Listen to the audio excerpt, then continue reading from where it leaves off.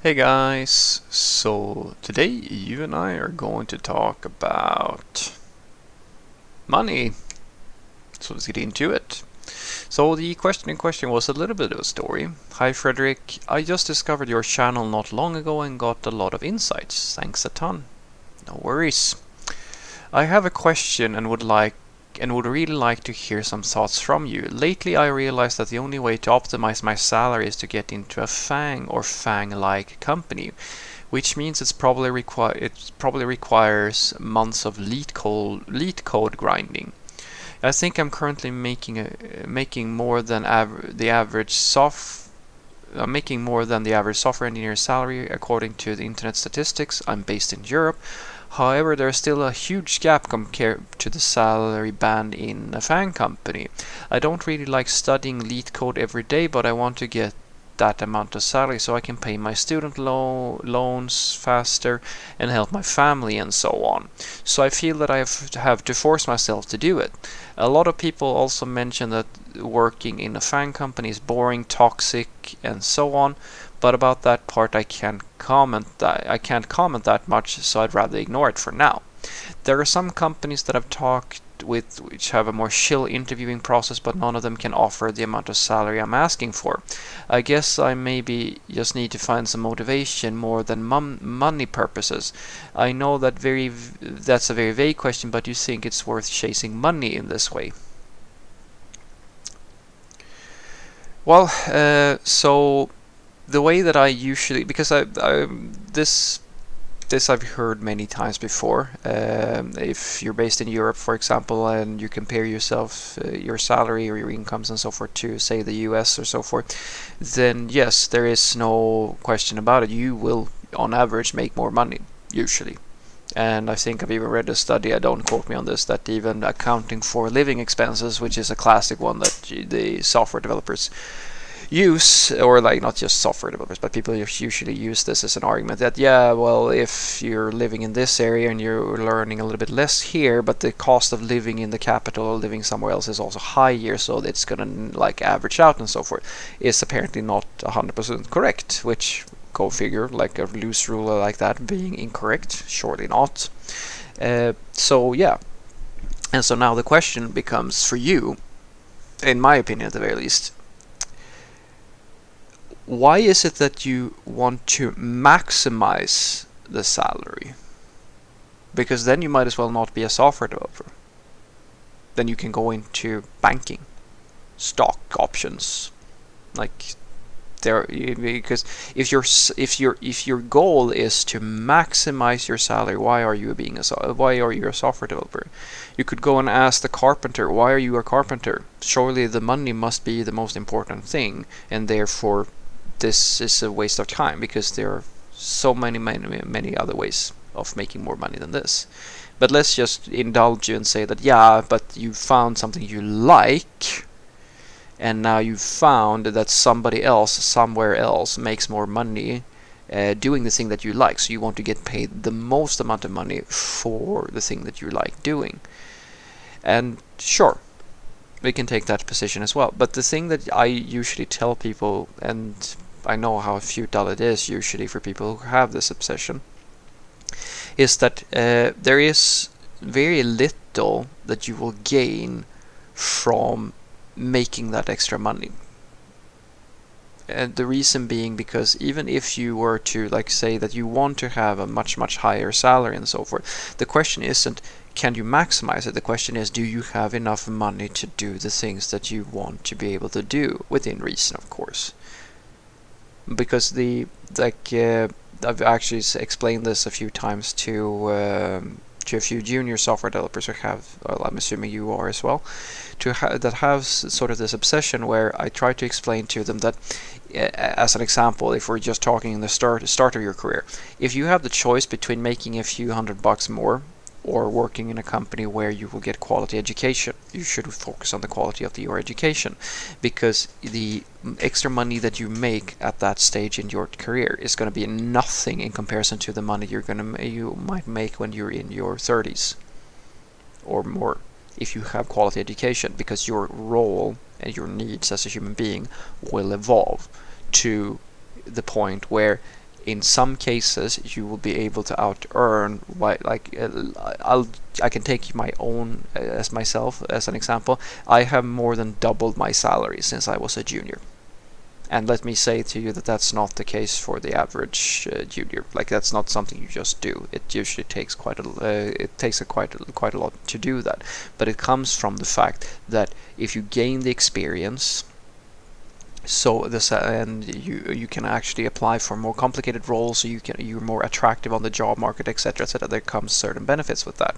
FAANG companies, for example, like, they have the same mentality. They pay well, perhaps, in this situation, and they put a lot of requirements on their people, and so you don't want to go through that hurdle, or like basically bet everything on getting that sort of salary, in favor of like doing lead code grinding, etc., etc. So like, you've already sort of shown that you're hesitant towards trying to chase that money for, like, given all circumstances. There are things that are more important to you, and you don't want to do lead code grinding. So now you really have to, I hope that you can come to sort of the point I want to make. Guys, usually when people chase money like this, it's about what you want, not what you need. And that sounds fluffy, but it really is that simple. Most of you, the people who are trying to maximize their salary, they're not doing that because they need to. They're not doing it because they don't have enough money. They're doing it because of some sensation of ego, some sensation of like ownership, like this drive that people have, like to climb, to buy things, to have social status, to have all of these sorts of things that you sort of go for. It's the same thing with people who are self-conscious on social media because they don't have enough followers, etc., etc. It's about you, your emotional state. And when you get to a certain point where these things really don't matter so much to you, like when you don't have that pinch in your chest or that anxiety to do all these sorts of things, this is it's pointless. What if I told you that I would pay you twice as much money than anybody else, and I'm going to make you absolutely miserable for the rest of your life? Is it worth it? Well, maybe it is. Maybe you have another, like, you can just live with that sort of thing, but at some point I think that you will realize that, like, the usual saying, and I know that some might roll their eyes at me now, but the usual saying is that money doesn't bring happiness. The thing that I usually argue for, though, is that no, money doesn't bring happiness, but it brings you options, and that's the key thing. What options do you get? If you get that extra salary, like that higher salary, so forth and so forth, what does it get you? So if you do the math, and you actually try to decouple that emotional part, because it is an emotional part for most of the people who are thinking this way. If you decouple the emotional part and just look at it from a purely rational perspective, that salary difference, what will it gain you? You talk about student loans. Will you not be able to pay them? Yeah, you will be able to pay them faster, but will you not be able to sustain like a higher standard of living, help your family? Will that not be possible? Like, are they in a very short supply of race cars or something like that? No, it's usually the case that you have an emotional state. You want to get that money for the same reason why people want to hoard food or hoard anything of value, because it's about your emotional state. And then when you finally realize that, and you can sort of decouple yourself, you start to act, and this is going to take time. I actually go as far as to say that the things that I'm saying to you guys, it's something that some people take an entire lifetime to learn. Like the most successful people, the people who are talking about that money doesn't bring you happiness and so forth, they realize these sorts of things. It's worth saying, as I said, that money brings you options, but it's not about maximizing the salary. It's usually about having enough money to do the things that are meaningful to you. And usually there are other things than the size of your bank account that feel meaningful to you. The size of your bank account, that's like, yeah, unless you treat that as your high score and your measurement for personal value, which is a little bit sad in a way, I would say, then it's likely that the money is just an ends to me. It's just a means to an end. And I've always found that people who are obsessing over things like fame, money, fitness, etc., they don't really want, they usually don't approach these things in a logical fashion.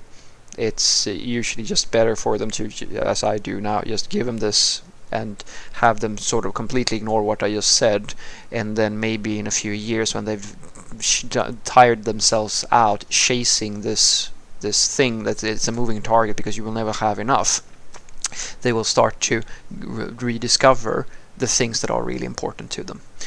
So what I want you to take away from this is that chasing money, it really comes down to, do you have enough? Because if, for example, if you have a need for like high quantities of money for something practical that actually has meaning and so forth, then maybe this is exactly what you should be doing. Because it's silly, I argue, to say things like money doesn't matter, etc., etc. Of course it does. You need resources to achieve the things that are meaningful to you in your life. But the thing that I usually try to get people to understand is that the people who usually chase maximum fame, money, etc., etc., they're doing so due to their own insecurities or their own self, like internal state. It's what they want, it's what they desire. Those desires are not rational. And if you try to look at it from a little bit of a more rational perspective and actually sit down and ask the hard questions, what is meaningful to me? Why is it that I need to have a maximized salary? Why is it not possible for me to just have the second best salary or the third best salary, or like whatever, call it whatever you want, right? Why is that number so important to me? Most of them will find that it has to do with their ego. It has less to do with anything real, anything practical, because when they actually do the math and do a budget, you can even do like just do some calculations, look at it, it's very likely that, at least if you're a software developer, it's highly likely that you will be making a salary that will give you most of the things that you care about. And some people have this idea that, I'm going to make it big and I'm going to become a multi-billionaire or something like that and have all these fancy cars or like gigantic houses, etc., etc. Yeah, that's the same thing, guys, that people who buy lottery tickets are feeling. That's the thing that is being exploited so that they will continue buying tickets.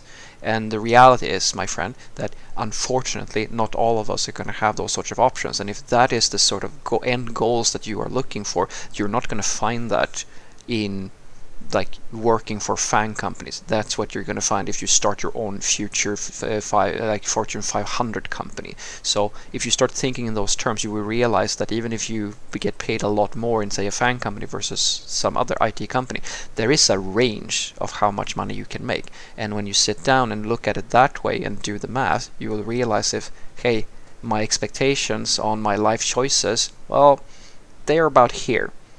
And if they seem to be realistic, because some people, my friend, they have dreams that are like that the world is not enough for them. Have a great day.